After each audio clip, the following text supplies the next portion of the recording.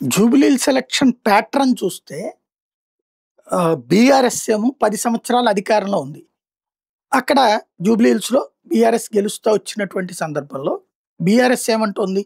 10 ఏళ్లలో తాము చేసిన డెవలప్‌మెంట్ ఏంటి? అక్కడ ఇంతకు ముందే చెప్పుకున్నట్టుగా బస్తీలు ఎక్కువున్నాయి. రిచ్చు ఇద్దరు గూడా ఉన్నారు. ఓటర్ల పరంగా పేదలెక్కువ. ఆస్తుల పరంగా ధనికులెక్కువ అక్కడ. ఆదాయం పరంగా చూస్తే. ఇద్దరు అక్కడే ఉన్నటువంటి ప్రాంతం. ఇప్పుడు అక్కడ ఉన్నటువంటి దాంట్లో ఇదిగో ఈ రోడ్లేసాము, ఇన్ని ఇళ్ళిచ్చాము. ఇది బీఆర్ఎస్ చెప్తుంది.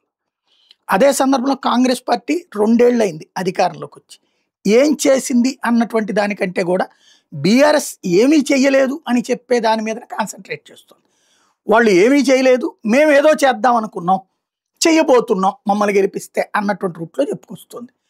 భారతీయ జనతా పార్టీ వచ్చేటప్పటికి జాతీయ స్థాయిలో మమ్మల్ని చూడండి, అట్లాగే ఈ ప్రాంతంలో మేము ఎదగాలనుకుంటున్నాం కాబట్టి మాకు అవకాశం ఇవ్వండి అన్నటువంటి కోణంలో వెళ్తుంది. ఇది ముగ్గురి ప్యాటర్న్ ఆఫ్ పబ్లిసిటీ నడుస్తున్నటువంటి తీరు. అయితే వీళ్ళు చేసింది నిజమా కాదా అన్నది తీర్పిస్తారా?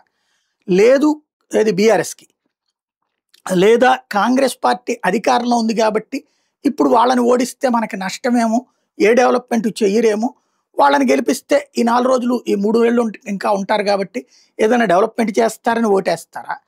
లేకపోతే జాతీయ స్థాయిలో భారతీయ జనతా పార్టీ ఎదిగేటందుకు తెలంగాణ నెక్స్ట్ ప్రభుత్వం ఏర్పాటు చేయడానికి రెడీ అవుతున్నది కదా, దానికోసం అని చెప్పేసి వాళ్ళకి గ్రీన్ సిగ్నల్ ఇస్తూ ఓట్లేస్తారా అన్నది ఇక తేలాల్సినటువంటి అంశం.